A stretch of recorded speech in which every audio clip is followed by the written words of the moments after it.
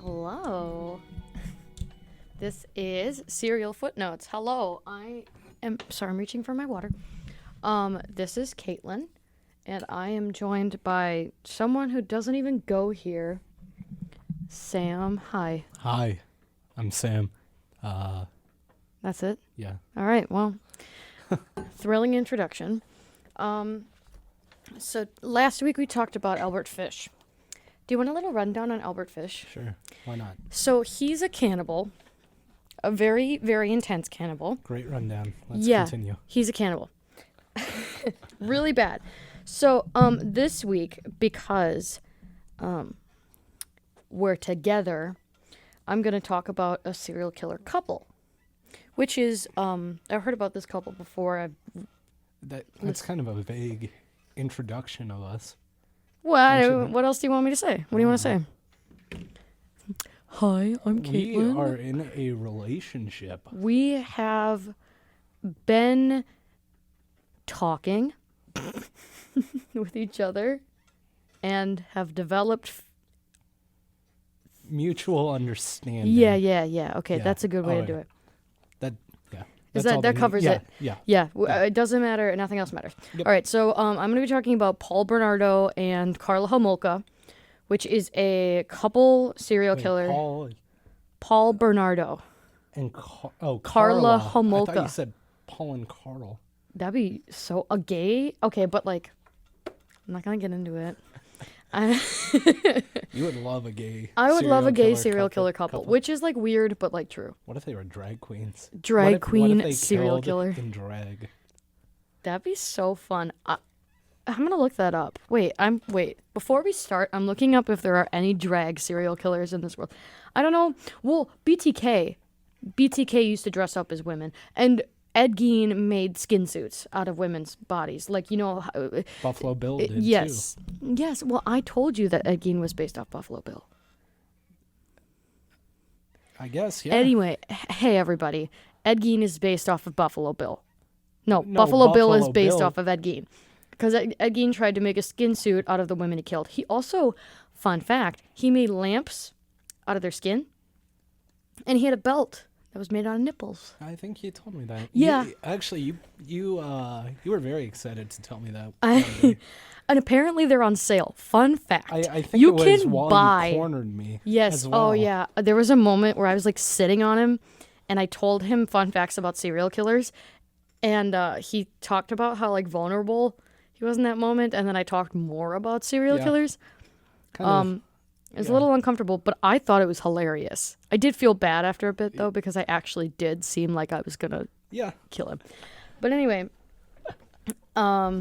so, yeah, Ed Gein, skin suit. What? I don't even remember.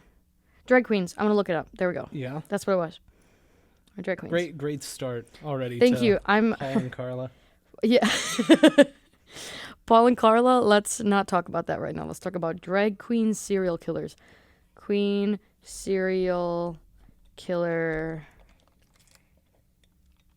BTK, a French serial killer active in the 1980s, Thierry Paulin. Fun fact, the only things I use are this book that I have and whatever I find on Google. Yeah. Like, I don't do, like, deep research. Do not take anything I say for truth. So this was a gay serial killer. He had a boyfriend. Did he kill the boyfriend?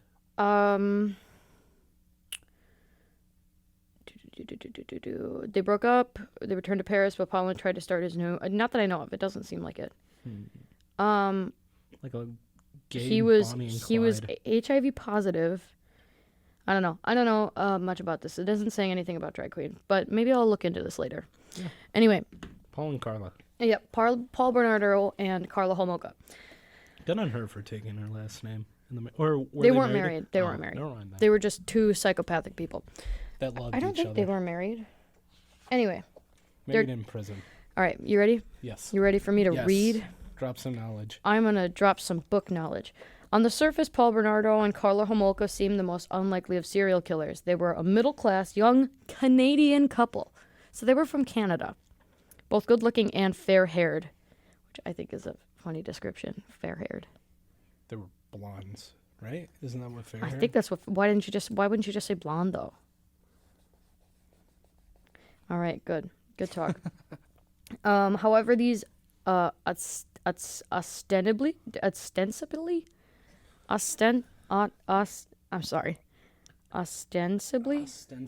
However, these ostensibly model citizens conspired together in the rape, torture, and murder of at least 3 young women, including Karla's own sister Tammy. At her trial, boy. Wait, like actual like her blood sister, Ooh. it's her younger sister. Her sister, I think, was like 15 at the oldest when they killed her. Jeez. Here, there's more interest. There's more. Trust me. Trust me. Let's get in before we start. This is crazy. Okay, so, at her trial, Karla blamed all the crimes on her abusive husband, Paul. Subsequent evidence showed that she herself was just as deeply implicated. However, it probably is true to say that without Bernardo, Hamolka would have never killed, while Bernardo almost certainly would have done, whether or not he had a lover to aid and abet him. So this guy was a psychopath, and she was just a psychopath in waiting. What does that mean? Like she just needed something to awaken her killing urges. Yeah. Yeah. Paul Bernardo was born in a well-to-do Toronto suburb of Scarborough in August 1964, the third child of an accountant, Kenneth Bernardo, and homemaker, Marilyn. At least that is what Paul believed when he was growing up. It was only when he was 16 when his mother revealed to him that to be the offspring of an affair that she had had. Whoa. By this time, it was abundantly clear that all was not well in the seemingly respectable Bernardo household. Wow. Wait, did the parents stay together then? It seems like it, because it says he lived in the home of Kenneth and Marilyn, so I'm guessing at least if they were divorced, they were still together. This gets pretty twisted. Dude made a belt out of nipples. No, that's Ed Gein. You're getting your cannibals mixed up. They all sound like hillbilly names, honestly. Ed Gein and Albert. Well, Albert Fish's real name wasn't Albert Fish. I feel that the media just gives he renamed to... himself. No, I know that. I just feel like you think of it. There's no like John Doe. Well, actually, John Doe. That would be like a. Actually, I did read an article about some guy named John Doe. I think it was either a guy named John Doe or they were just using John Doe. You never hear about a serial killer named John Smith. I guarantee there's a serial killer named John Smith. Am I gonna have to look that up again too? I don't know.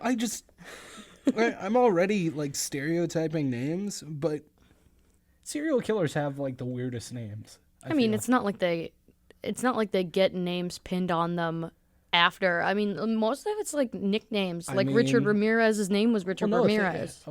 That's a normal one. That's what I'm saying. Yeah. Paul Bernardo and Karla Hamolka, those are not Here's normal my names. working theory, right? Okay. A lot of these serial killers come from broken homes, right? Not necessarily. Well, Jeffrey Dahmer had a pretty okay household growing up. But he has a normal name, right? It's the Richard serial killers. Ramirez does not have a normal household. Okay, but just for this example. Okay. So just for this example to not prove you wrong. Very specific. Okay. Right? Which is not general. The guys from the broken households who have the weird serial killer hillbilly names, right? Okay. Maybe their parents were a bad influence on them. Maybe we should pre-label all of these kids nowadays with the weird names. Sorry to anyone named Destiny, but I have a strong suspicion that we're gonna see your face on the news in about 5 or 6 years. There are less female serial killers there's so much less female serial killers. I wasn't implying that they were a female. Have you met a man named Destiny? How did we get so off track? What happened here? It doesn't matter. That would be a cool serial killer name, though. A man named Destiny. Like you said, though, like Paul Bernardo has is that a normal name? I feel like that's a normal name. Bernardo seems like the type of name that you make up when you're wearing one of those, like, fake Yes, glasses. my name is Ben Bernardo. You know, like the ones with the big noses and the glasses. Oh, I know and who. Well, this one's named. I've never read about this guy, but this guy's named Henry Lucas, which is 2 first names. You can never trust a person with first name. One of the first things my dad. True. George Lucas ruined Star Wars. Anyway. Yeah. Anyway. No, it's just one of the first things my dad taught me is never trust a person with 2 first names. Never. Yeah. Anyway. Okay, Kenneth was physically abusive to his wife and sexually abusive to his daughter. Meanwhile, Marilyn had become grossly overweight and remained virtually housebound. That was his wife. That was his wife. Marilyn's his wife. So he... Wait. He abused his kids. Paul Bernardo did. And his wife. No, Kenneth Bernardo, the dad. The dad abused his wife and his kids. See, and the this mom is the thing became about grossly last overweight. names. You gotta go by first names. There are 2. Kenneth, that's what I said. And Marilyn. You are struggling. Anyway. Nevertheless, up to that point, Paul appeared to be a happy, well-adjusted child who enjoyed his involvement in scouting activities. It was only when he became a young man that he revealed a darker side to his nature. He was good-looking, charming, and not surprisingly, popular with women. However, his sexual appetites turned out to be anything but charming. So this sounds a lot like Ted Bundy. I mean, at least just this part. Then again, I feel that all serial killers kind of... That is not true. Really? Well, no, I'm talking about the attractive, popular with women, very charismatic. Yeah. I mean, that... But it's kind of messed up how those are the ones that kind of get the most attention too. As if, like, only ugly people kill, right? Oh, my God. Have you seen BTK? No. That dude is such a scumbag. Yeah. He is also, like, disgusting. He had sexual preferences with women, too. He's the guy that dressed in women's clothing. But that's what I'm saying is... You don't really... I mean, unless they killed a lot of people... I don't feel that there's a lot of national mainstream media attention to the ugly serial killers. You know? I'm going to have to disagree with you on really? that one. Oh, I don't know.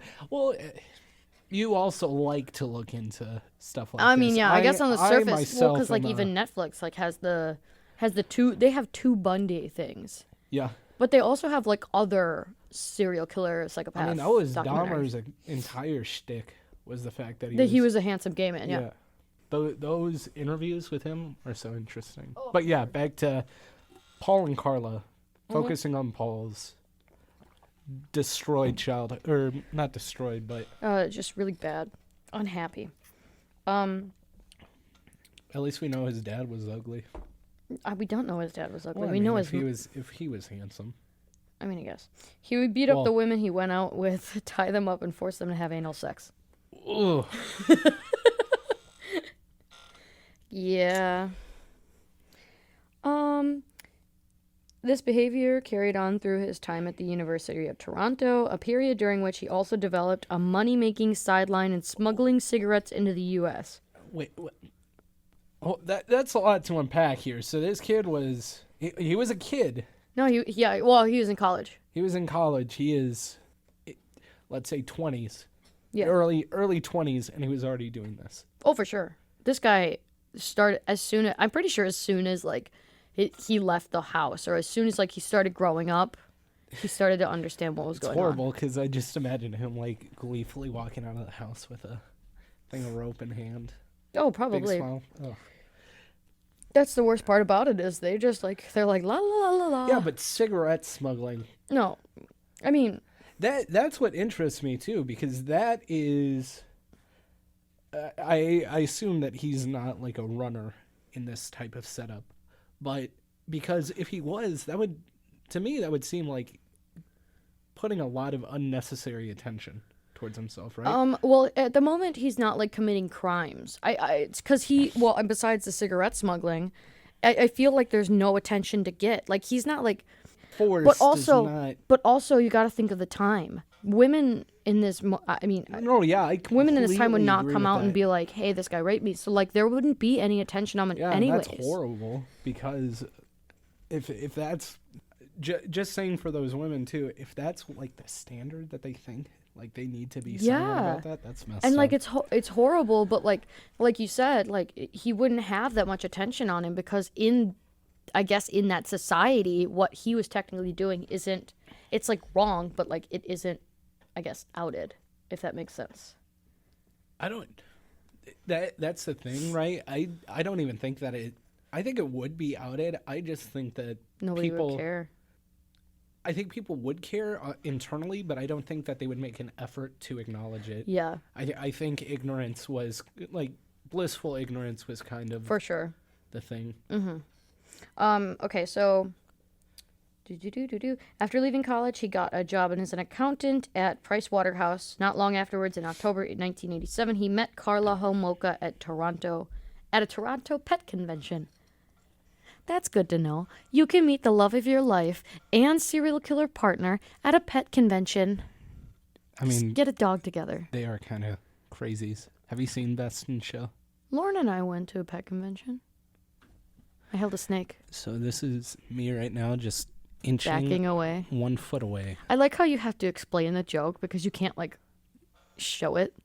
So you're like, hey, everybody, I'm moving away right now. This is the joke. It's really funny. Please laugh. Anyway. Karla Homolka was born on May 4th. She was born a day before me. But in 1970, in Port Credit, Ontario. Actually, I want to go back because I want to say something that's funny. Okay.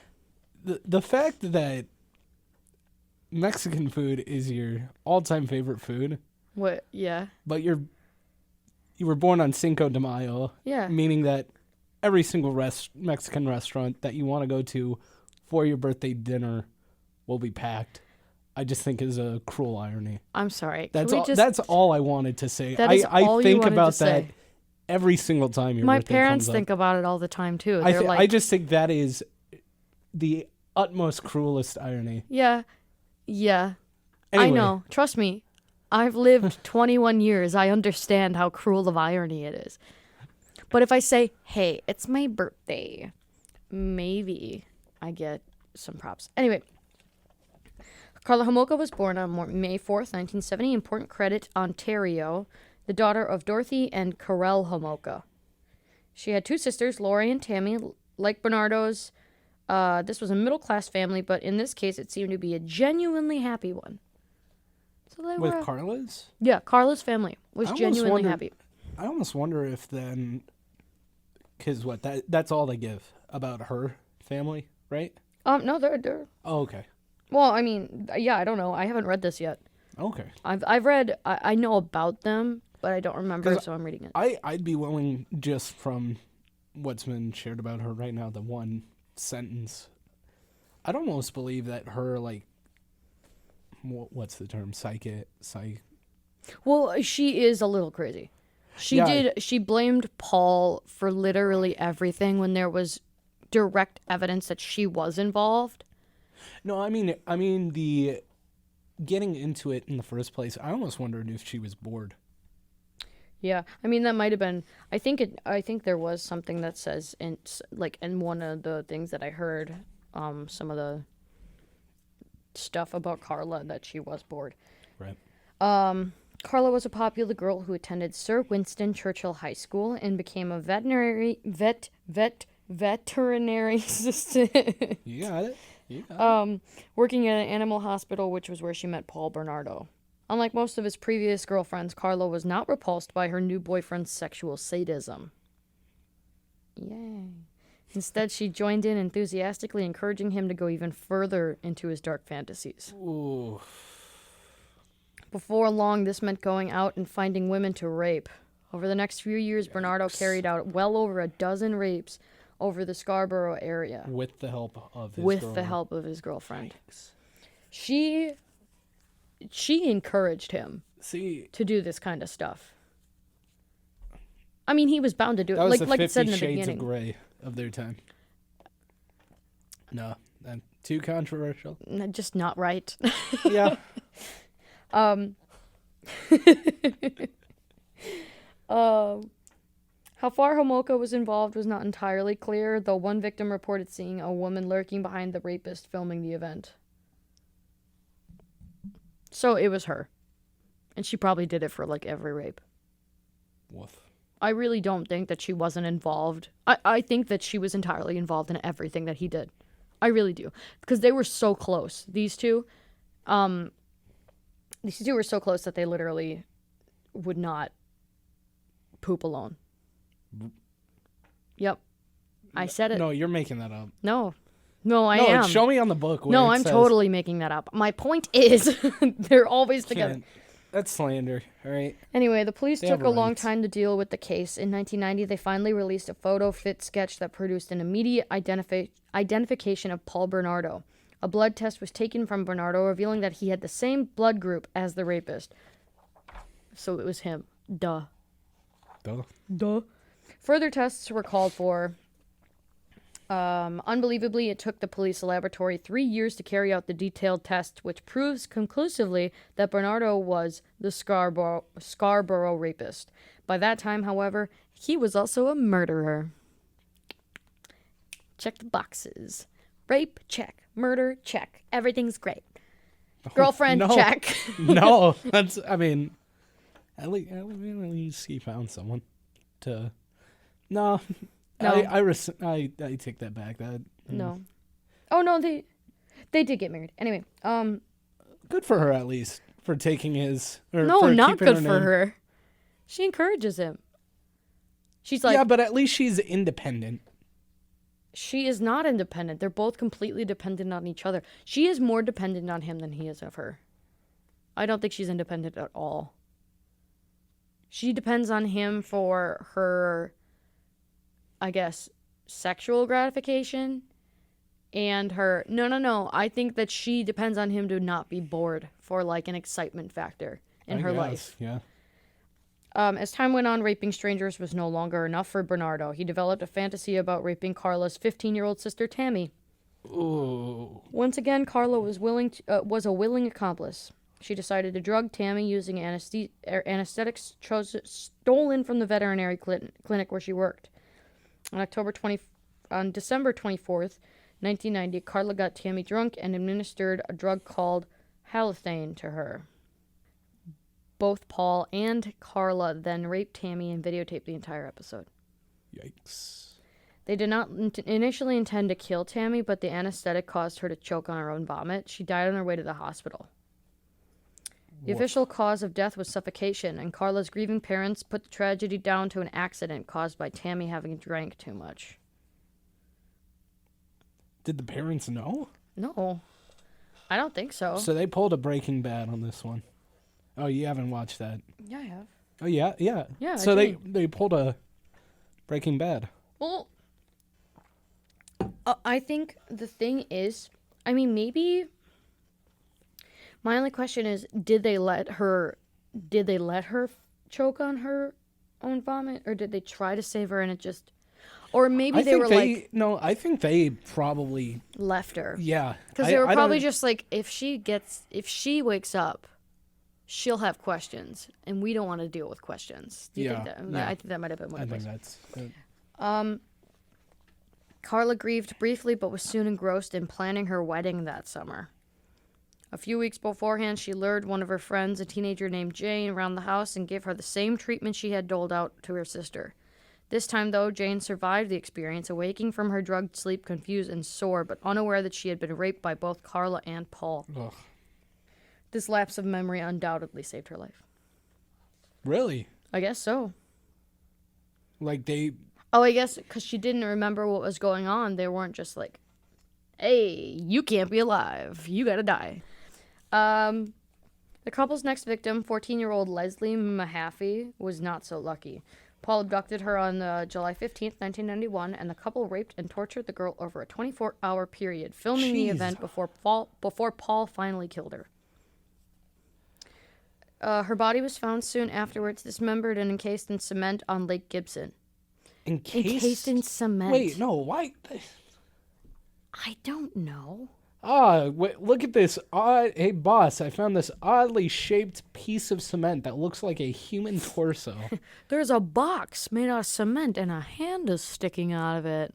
Maybe we should look into that. Why? Yeah, I go back to the Breaking Bad example. I Just don't get Get acid. Tub of acid. Tub of acid. But, like, not in a bathtub. If there's one thing you can learn from Breaking Bad, it is to not dissolve a body in a bathtub. Because it will dissolve. And then there'll be blood everywhere. No, and then you and your high school assistant will have to clean up the blood off the floor. The point of that scene was the bathtub itself wasn't... You can do it in a bathtub just so long as the tub has, like, the correct coating. I forget what I'm sure they explain why the... They do, but just don't... Or you could just be like, hey, you know what? I'm not going to do it in this bathtub. At least they learned from their mistakes when they had the kid from Like Mike shoot the other boy on the motorcycle, and then they dissolved his body. Yeah, that was rough. Okay. But that solidified him as a great enemy. He looks like a Matt Damon ripoff. Oh my god. I'm sorry, I just read The same day that McAfee's body was found, Paul and Karla were married in a lavish affair at Niagara Falls. Oh, like The Office. Sure. I've never seen The Office. Neither have I. Honestly, I see episodes, but I feel like we're not allowed to talk about The Office if neither of us have seen it. Whatever. Oh, people are gonna get so upset. 4 months later. That's it? I'm gonna brush it. You're just gonna completely... Yeah, whatever. I'm getting rid of it. It's fine. Yeah. 4 months later, on November 30th, 1991, 14-year-old Terry Anderson disappeared. She may well have been murdered by Bernardo and Hamolka, but the case remains unproven. Their final victim was 17-year-old Kristen French, abducted from a church parking lot on April 16, 1992. This time, the couple kept their victim alive for 3 days, raping and torturing her. Yikes. I can't... It's always the fetish... the fetishizing? Yeah. I feel that that's the goal for a lot of people, is just like... They just can't get the rocks off anymore, so they just decide, hey, let's kill someone. I don't think all... I think a lot of crimes are sexually motivated, but I don't think all of them are. Yeah, no, I mean, I get that. All right. I'm going back to the Dahmer example because he wanted to start a race war. That was his goal, right? Helter Skelter. No, that was Charles Manson. Or Manson. Wait, who did I say? You said Dahmer. Oh, right. I was like, what are you talking about? No, yeah. No, yeah, Manson wanted to start a race war. Yeah. What does that have to do with No, Manson? I mean, like, that's an I'm sorry, I example just of got non... really confused. No. Oh, yeah. That's okay. not an example of sexually motivated killing. You are right. Okay. I gotta find it. This time the couple kept their blah. Okay, blah. They finally murdered her when they realized they were due to attend an Easter dinner at Karla's parents' house. They didn't kill her until it was convenient for them. Wait, say that again? They didn't kill her. No, before that. Wait, where were they? They finally murdered her when they realized they were due to attend an Easter dinner at Karla's parents' house. They were like, we gotta go to Easter, we gotta go to dinner, we'll just slit her throat, let's go, we're late, we gotta go. Why are they Brooklyn? I don't know, I just feel like they need... Toronto is the closest to... Alright, so should I redo that? I can redo that. Let's slit her throat, we got Easter, we gotta go to, my mom's gonna be upset if we're late again. The Leafs are We're playing. already late. Oh, the Leafs are playing. The Lord is looking down on us and is like, alright, you should just kill her, guys. What's going on? Yeah? You're gonna whisper that into the mic? I was gonna get some ASMR up in here, but never mind. It's not that time in the show yet. We do ASMR when we run out of content and wanna... I'll never run out of content. People... I'm a content machine. Look at me over here. I'm snapping my fingers and doing a... All right, I want to keep reading. This was the last murder the couple committed. By the summer of 1992, Bernardo had started to take out his rage on Hamolka, and in January 1993, she left him. Finally. Wait, oh, okay. The girl, Karla. I Hamolka sounds like a strain of drug. I think it sounds like a special, oh my god. Bright idea, Kickstarter, coffee shop, only serial killer names. A Hamolka Mocha. But she wasn't a serial killer, though. It was... A Bernardo Biscotti. With your Hamolka Mocha.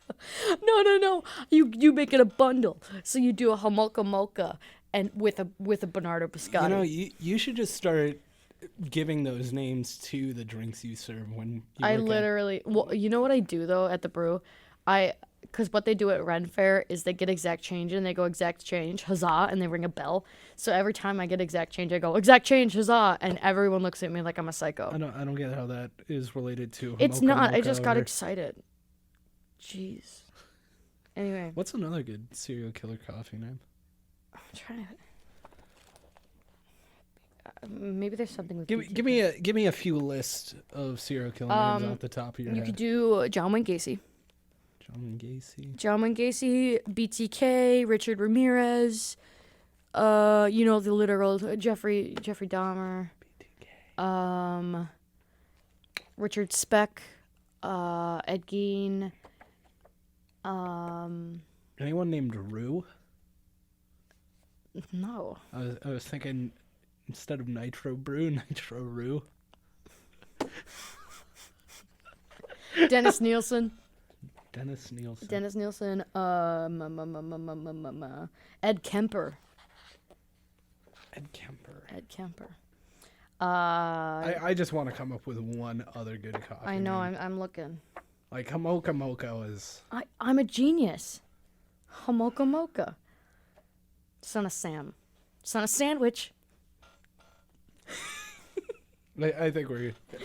I don't think. Well, I think this is a fruitless attempt. Yeah, I really think you're right. I think we should just go to I don't ASMR know. at this point. I'm having a good. Wait.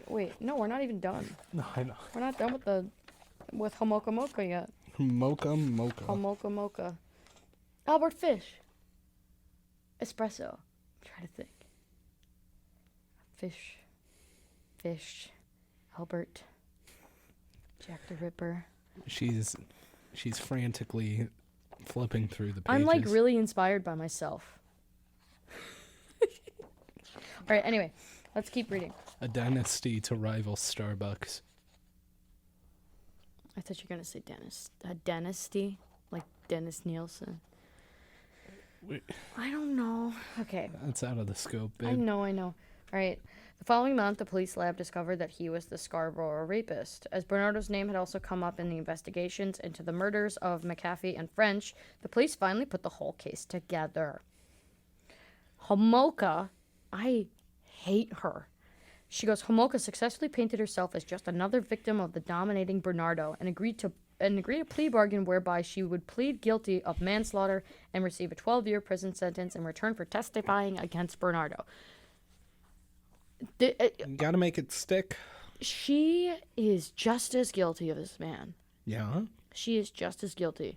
And the fact that she was able to get away with being another victim for just a little bit, it makes me angry. Because she was not another victim. She was encouraging him. Yeah, I mean, I agree with you. First off, I want to, by getting into this, I believe the first fundamental goal was getting the main guy behind bars. Oh, for sure. And having someone of that nature testifying directly against them will make sure that man is locked up for life. For sure. Right?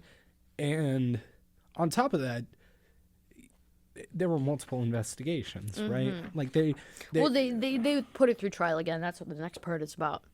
Really? Yeah. So Homolka's trial duly began. Because Canada, no double whammy. Yeah, so Homolka's trial duly began in June 1993. She once again played the abused wife and received the agreed sentence. However, 2 years later, when Bernardo's trial began and the prosecution revealed the two new evidences of Bernardo's videotapes, because remember, they videotaped all this stuff.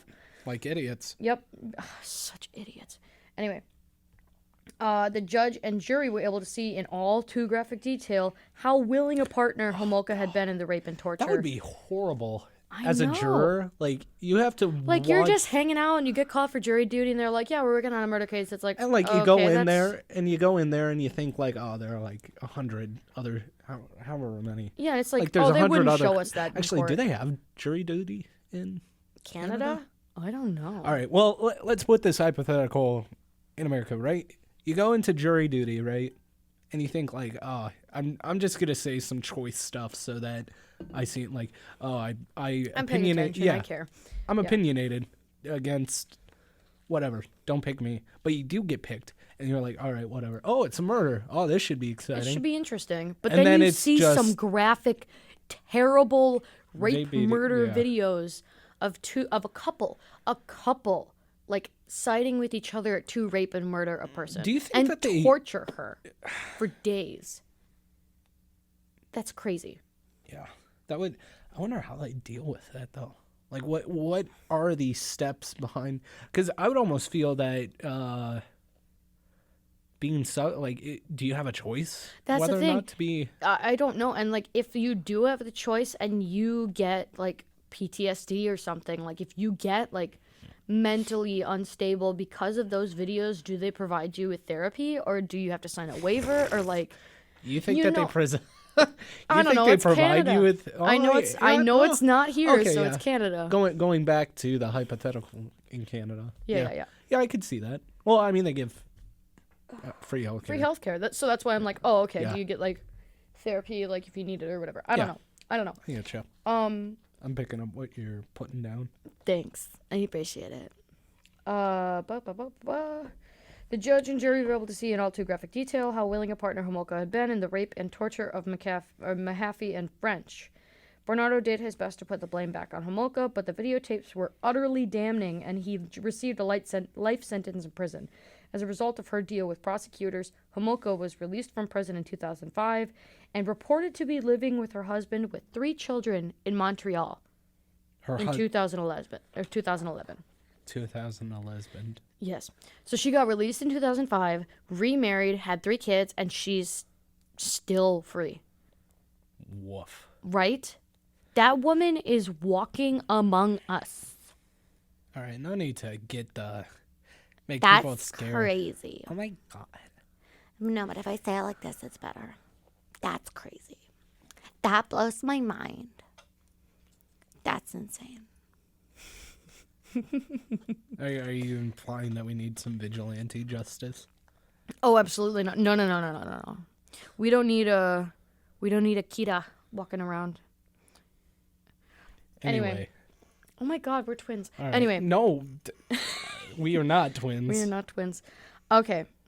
So, I have another no, this is a different one. That was the drag queen. So I have these people were called the Barbie and Ken murderers. So because they were 2 beautiful people. Can we play music? Are we allowed to play? Why are you whispering to me? Because I think it would be very funny if we played the Barbie girl. Okay. in a Barbie world. Okay. No, let's just whisper it. Life in plastic. It's fantastic. You can touch my hair. Oh, I said touch. Undress me everywhere. Imagination. Life is your creation. Come on, baby, let's go party. Yeah.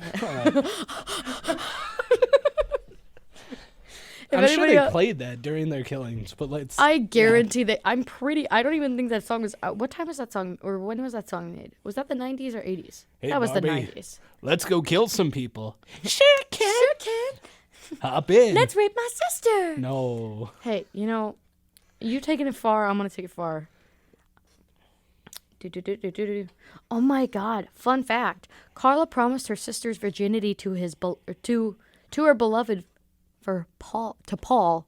Karla promised her sister's virginity to Paul for Christmas. She's like, hey, so All I want for she's literally like, Christmas. hey, so I didn't buy you a present this year. I'm just going to give you my sister's virginity because I know how much you like her. I know that she's like your new beau or whatever. But like, I love you so much. I'm willing to give my sister's virginity. You already drove the point home. It's like, That's just crazy. Yeah. You can't promise something to somebody else that's not yours. Drive me nuts. Anyway, two, the horrific acts were videotaped in order to relive their fantasies later. So they watched these videotapes. That's Paul and... Yeah, they watched these. Well, yeah, I would assume so. Figured. You would never, unless if either A, you wanted to be found, or B, you got off to them. Yeah, right? yeah. What have I got here? You know, it's horrible. Do you want to see pictures of them? Sure. I was gonna say, as horrible as this sounds. Oh my gosh! Sorry, continue. I almost wonder how, like, do you think that the dark web, like, access to those types of videos made by other people, kind of curb the creation of more serial killers like that? Well, you can't just nod your head. You gotta. I'm nodding my head. Yes. Yeah. I do. Like I said, there are people that are like serial killer enthusiasts. Yeah. Yeah, but not like I mean people like copycat killers. Yeah. People who like look up to them, but then there's like also the people that are just like really into the history or whatever. That make podcasts about their actions. That's completely. And talks. That's different. Talks about them. No, but like Ed Gein, like brings their boyfriend to a secluded location. This is not secluded at all. We are in Johnston Hall. Johnston Hall, everybody. Second floor, Johnston Hall. Yes, second floor, Johnston Hall. I'm not telling you where. Anyway. The code sign for SOS is I will knock on the desk, but Kate is not listening to me as I say that right now. That's not true. I totally heard everything you just said. Anyway, this bit's getting old. Yeah. So, like I said, Ed Gein, I don't know. They recovered the stuff that he made, like all of his furniture that he made out of like skin, and they sold it. Like people have bought skin things. And maybe I'll get you some.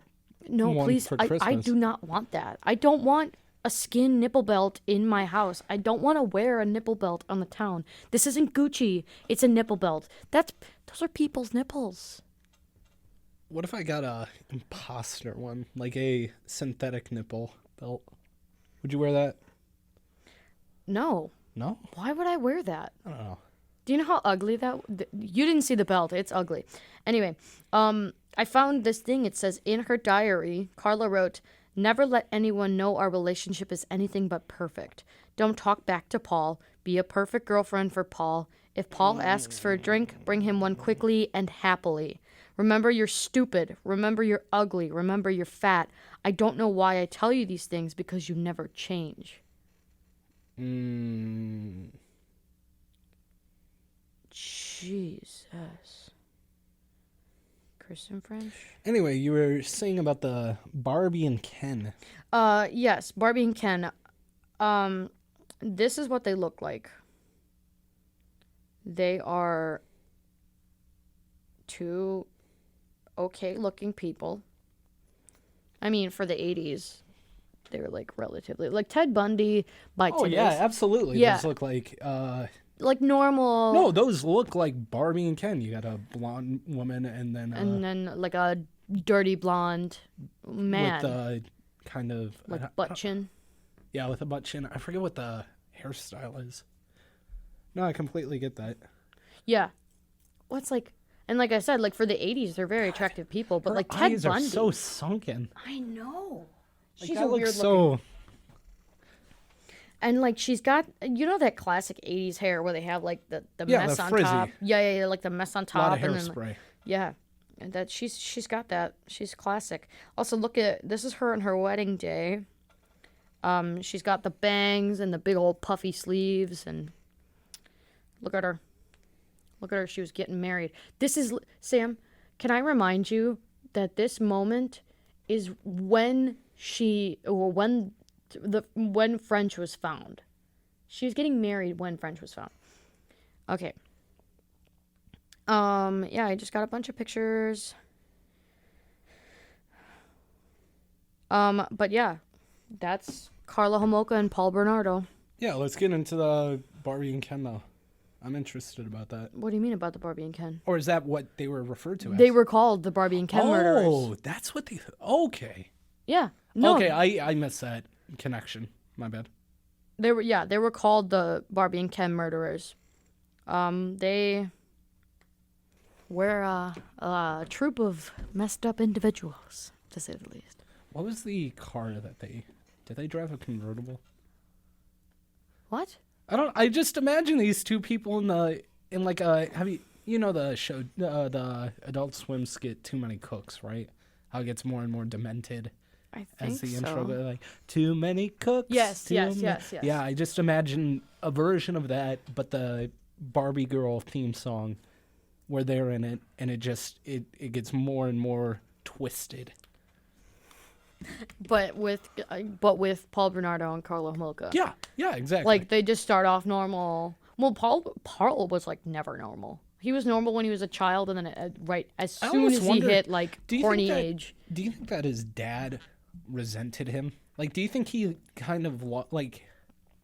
You hear that a lot, where, like, affair children don't really get the love from the parent who was cheated on from the affair, despite the fact that they decide to accept and raise them. Did it say that the dad had an affair, or did it say that the mom had an affair? Well, it would have to be the mom, I would think. Mother revealed him to be the offspring of an affair. So they were still together, but she had... So I think it was the mom that had an affair, but then she married... because he was the offspring of an affair. That doesn't mean that she wasn't married to... I mean, maybe. I don't know. I don't think the dad resented... Well, I definitely think there was I think he just hated his dad because he beat him and his mom. Right? Oh, right. Okay. Yeah, he was abusive. Jeez. He was an abusive dude. That'd be horrible. All right. What do you got next for me? Yeah, you see another bookmark. Oh, that's Albert Fish. Oh, okay. Do you want me to read you another one? Sure. We got time. Wait, who's Pee Wee Gaskins? That's a fun name. Hi. Hi. It's Pee Wee Herman, but next time, if I ever read Pee Wee Gaskins, I have to. How about my bake? Yeah. I'm gonna kill people. I have to read it. Oh my god, that was so stressful. Yeah. Yeah. Okay. So I could do Richard Ramirez for you. Fun fact, Richard Ramirez probably has my favorite capture story like ever. Yeah, let's get in on it. It is so good. This one I'll do minimal commentary until the very end. Well, yeah, like this is just like some... All right, gotta find him. Oh, here's Ed Gein. Hi, Ed Gein. Check the glossary. No, I'm finding him. There he is. I found him. I wonder if it doesn't talk about how he got caught. I'm gonna be really mad. Oh my god. Okay. So this is Richard Ramirez. He is called the Night Stalker and was a nightmare made in flesh. The boogeyman who slips in through windows in the middle of the night to rob, rape, and murder.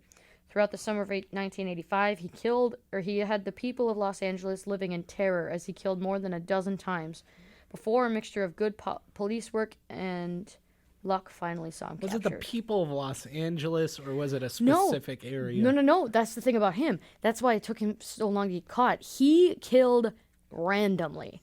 In the entire Las Vegas / Yeah.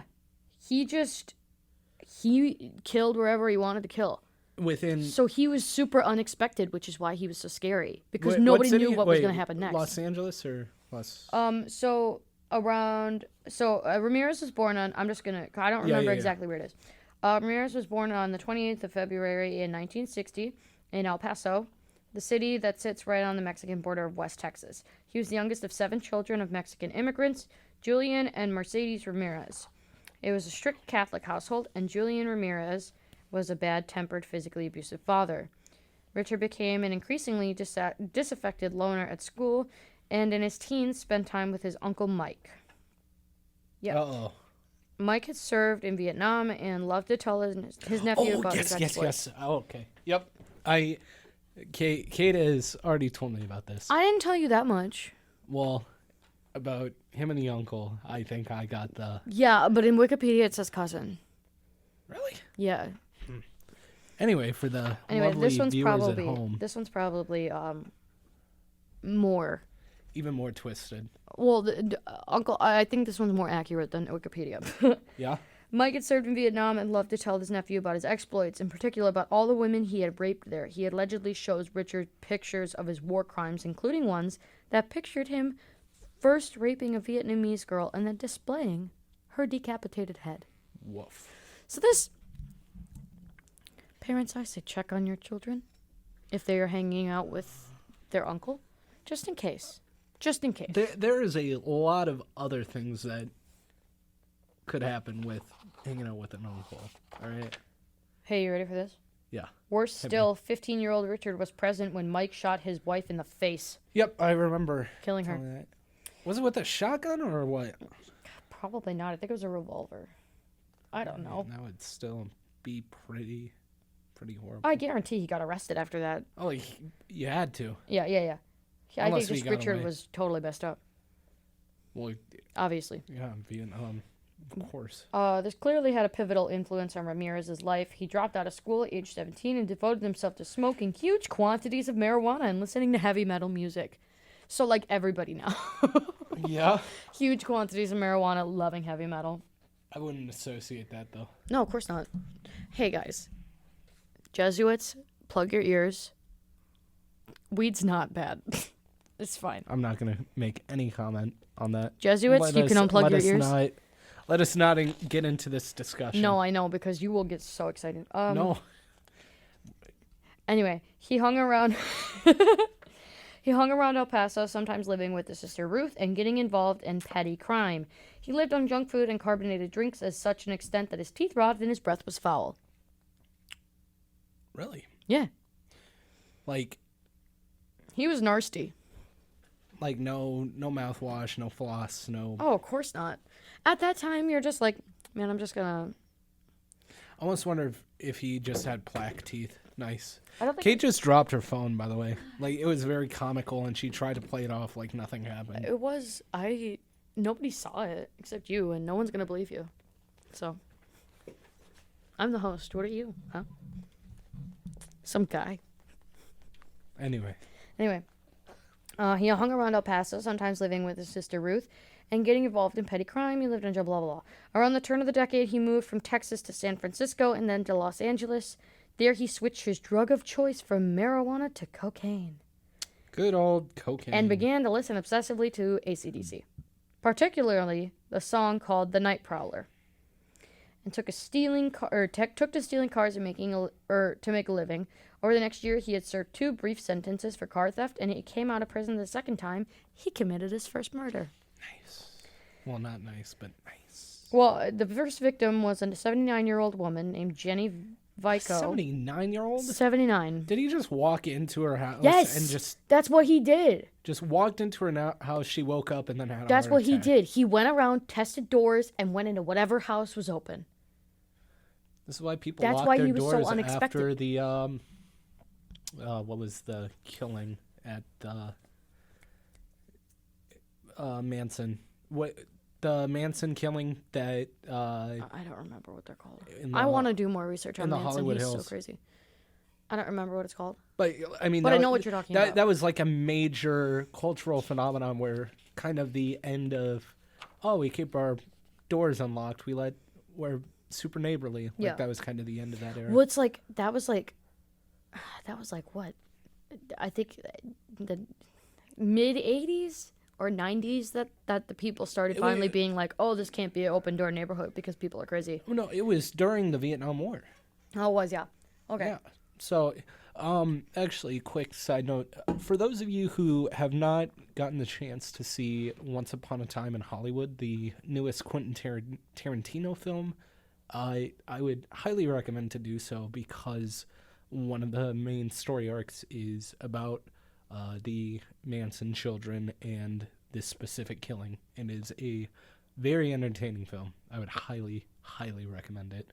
Anyway, back to Mr. Ramirez.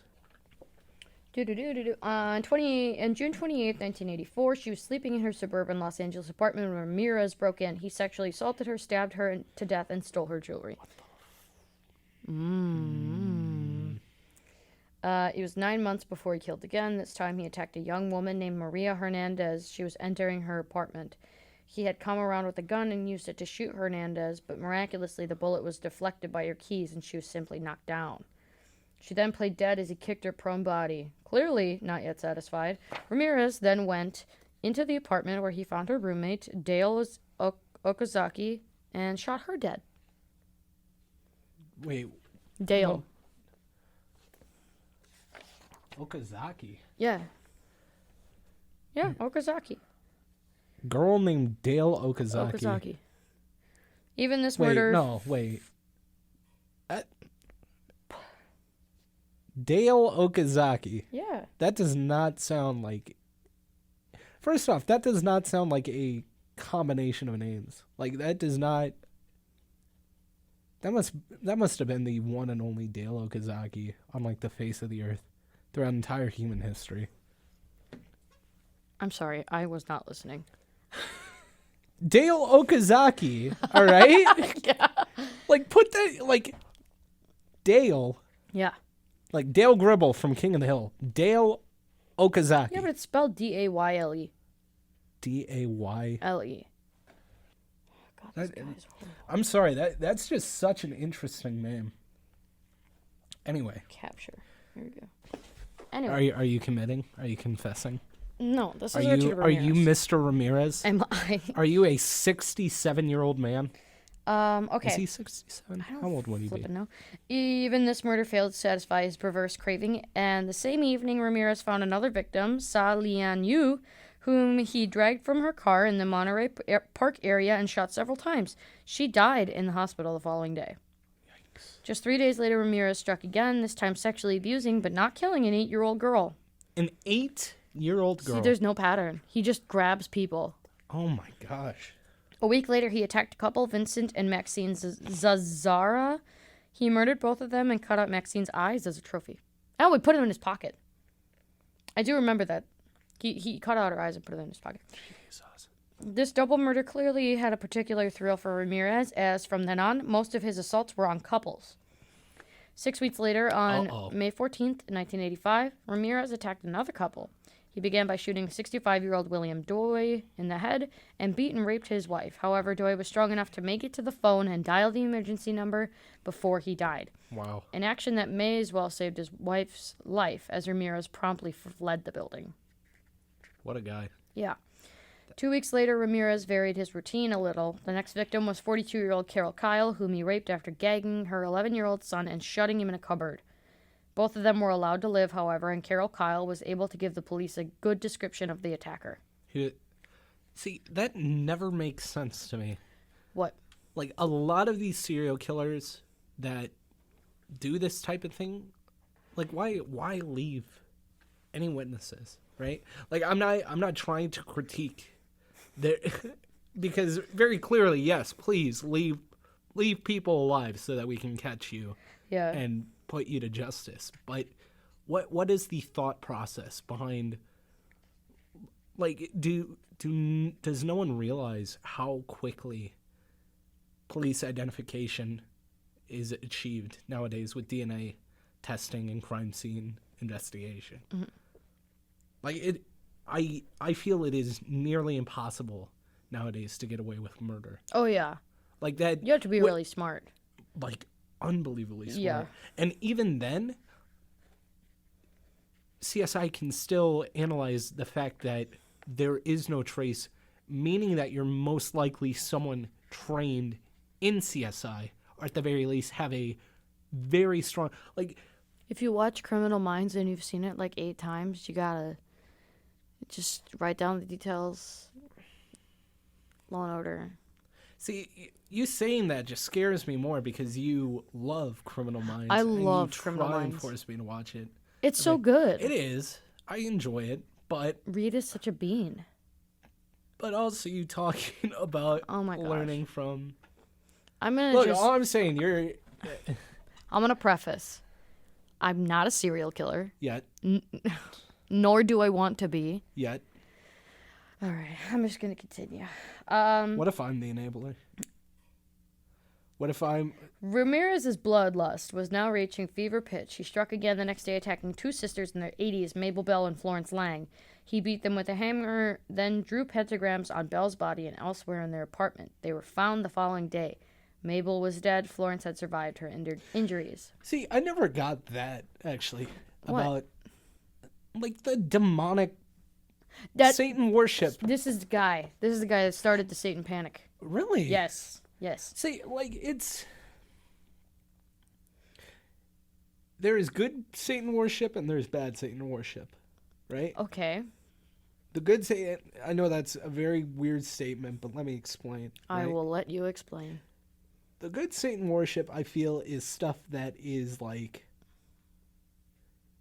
is planned out, right? Like, like going to specific sites based off of whatever association, like going to an abandoned church or whatever, holding demonic rituals, whatever, you know? Well, isn't, like, Satanism actually just, like...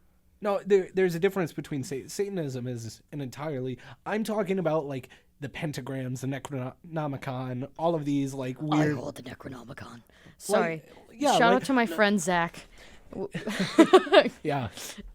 Sorry. But, no, like... It's always these people that are like the pentagram with the 5 candles and the sacrifice in the center of it, right? Like, quote unquote, good Satan worship. And then there are people that are just like drawing 666 in graffiti, in like a subway. This guy, right? Like, to me, that just seems like, oh, I'm gonna draw a pentagram. Yeah. The absolute evilest of evils, the most. Just talking about it incites fear in the masses. Yeah. Right? Yeah. I mean, obviously it did at the time. Like I said, especially at this time, because this guy was crazy. Like, he killed a butt ton of people, so everybody was just like, oh my god, Satan worship is terrible. Everybody watch out for the Satan worshipers, because this guy claimed that he loved Satan and he worshipped Satan. And that's the reason he did this, is because he worshipped Satan. So everybody was just like, Satan panic, let's go. Nice. Anyway. His next victim 3 weeks later was 29-year-old Patty Higgins, whose throat he cut. Another 10 days brought another 4 attacks. 2 older victims died, while 2 younger women survived. When the final rampage began, also, this doesn't go over how he got caught. Final rampage. Yeah, this doesn't go over how he got caught, which is nuts. Wait, no, you said the final rampage began. In the course of one terrible night, he killed 3 times and left 2 more victims traumatized. The first 2 victims were a couple in their 60s, Max and Layla Needing, both of whom he shot dead. Sorry. That same evening, he broke into a house in Sun Valley area where he shot dead Chyanrong Kovanath as he slept before raping and beating his wife. Some kind, and then, some kind, that's her name. And then tying her up while he raped her 8-year-old son. Nice. Well, not nice. But No, not nice. this guy was literally just a door-to-door killer. Yeah, pretty much. Door-to-door sale, like, hello? He tried doors, and if they weren't open, Candygram. If they weren't open, and like, if they weren't open, he wouldn't go. Like, he'd just walk away. But if they were open, he'd go in and straight up kill. That's what a lot of modern horror films, I feel, are based off of. Like Strangers, the one where it's the couple that just got married and then... Well, it's like, When a Stranger Calls. What is it? What's the stranger and When a Stranger Calls? I don't know. To me, there is horror that says that if someone knocks on the door, you should answer. And then there's horror that says if there's someone that's knocking on the door, you shouldn't answer.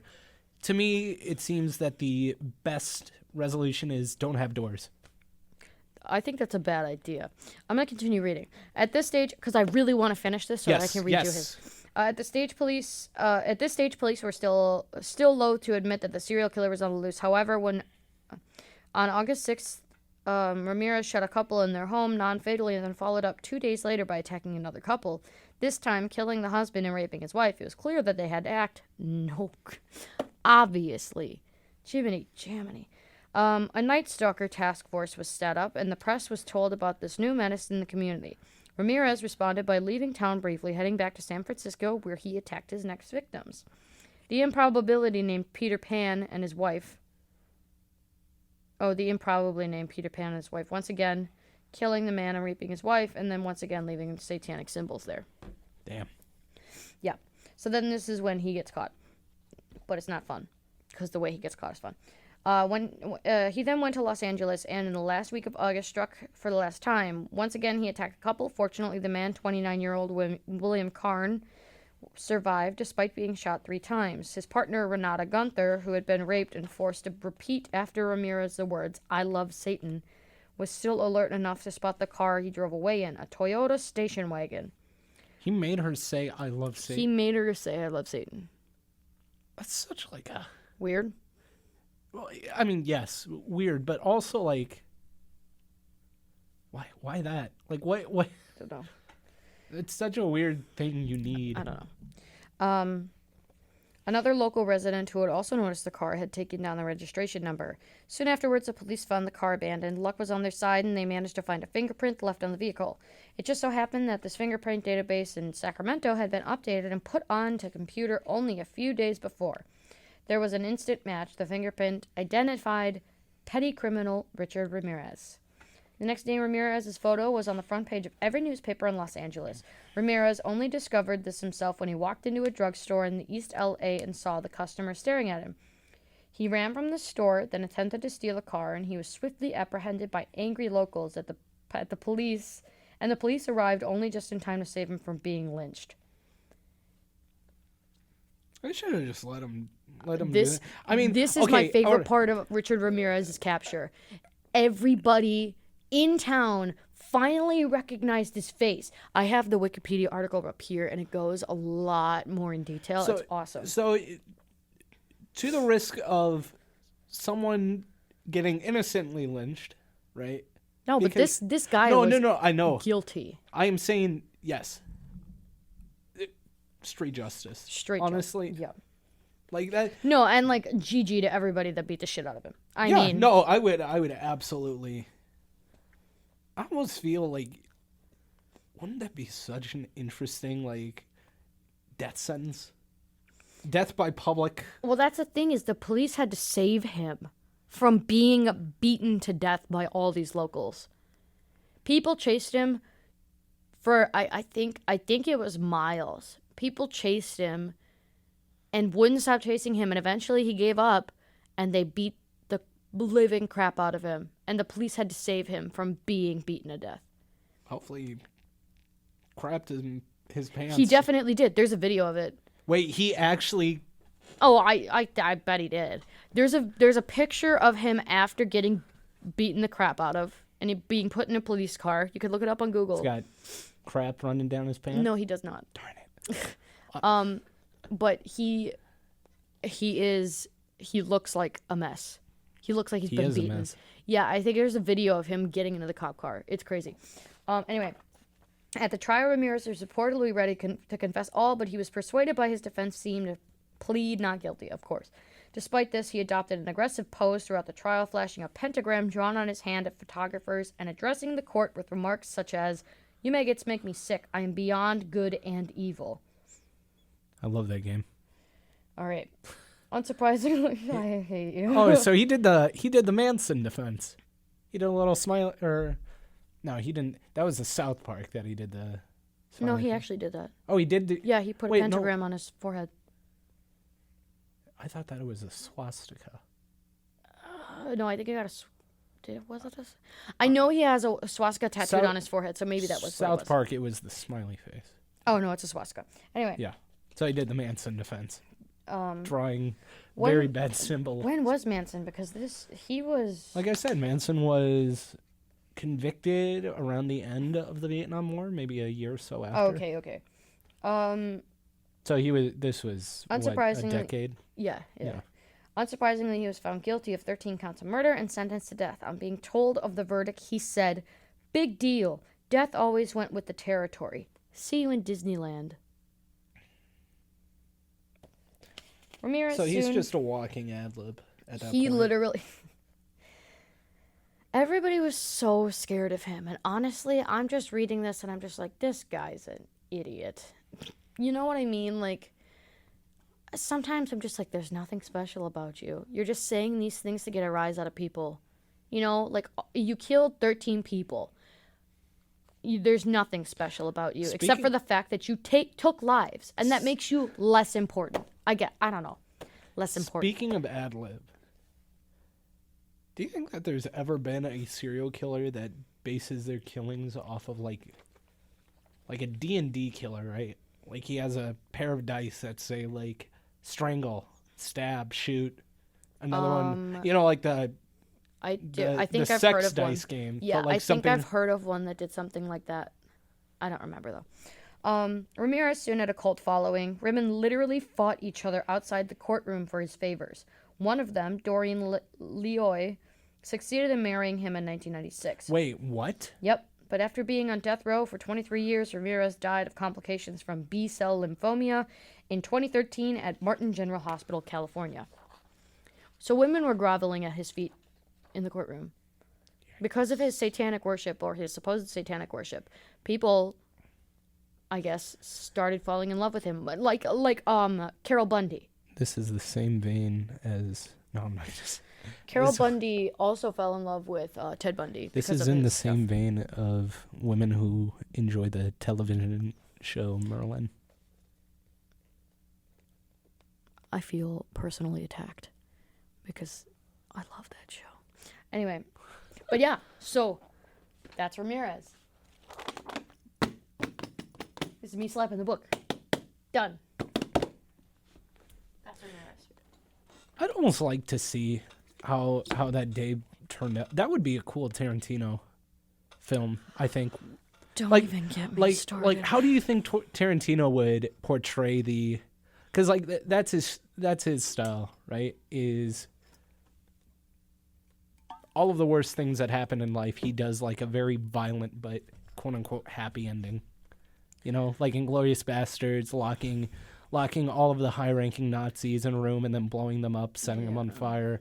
In Death Proof, having the 3 women. I just think the capture, man, the capture and the chase. Like, okay, like think of Tarantino's again. gore with a bunch of people chasing. Like, I feel that I think the scene would be well, like I don't even know if 40 just minutes. Tarantino would be like a good thing. I honestly think that like anybody that took this story, it's just so it's not okay. What I have to preface. What if they did it in one take? Well, I have to preface For like 30 minutes. Oh my god, the that would chase be scene! insane. I would cry. That would be amazing. So I have to preface again. I am not for serial killers. I do not like people. Obviously. I do not like right. serial killers. You don't need no, to be that.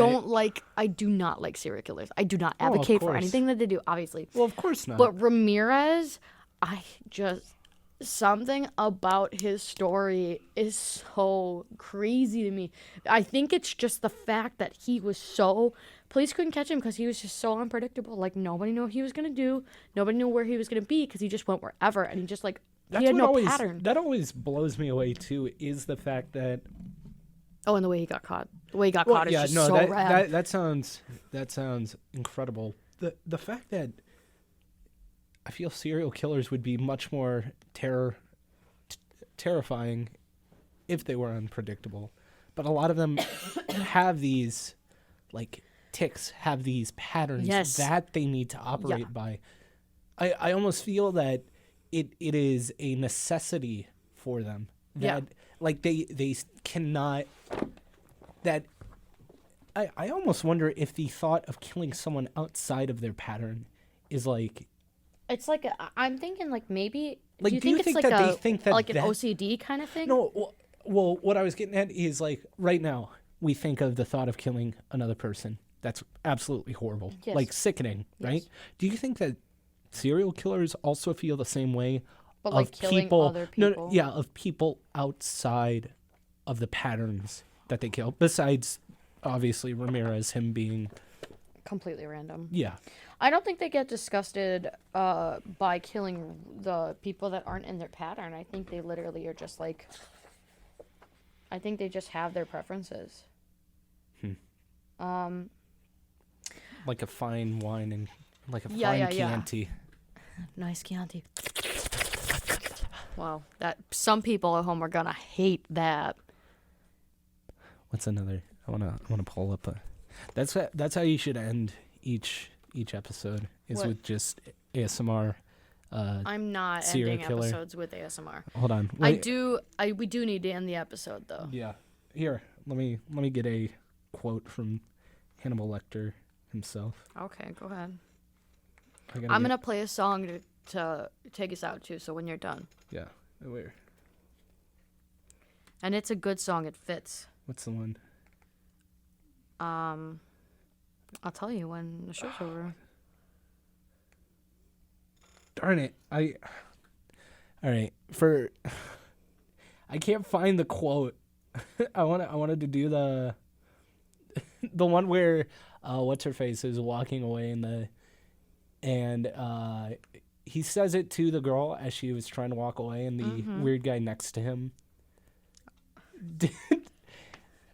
What that man did to you was abhorrent, and I don't know. Just play me out. Thank you for having me, Kate. I appreciate it. I had a blast. I gotta find it. I don't know where it is. Flipping the aux cord isn't staying in. Hi, everybody. This is a new segment I like to call Finding a Song with Caitlin. This isn't a good segment. I know. There are people waiting outside. I know. I'm trying waiting. to get this out. Just give me a second. They're looking at us. All right. Hello, everybody. They're making weird faces. Hello, everybody. I'm back. I'm going to play you out with one of Richard Ramirez's favorite songs, "The Night Prowler" by AC/DC. Okay. Have I can't a good wait for night. this to blast. Have a good night, people. Goodbye. Thank you. Bye.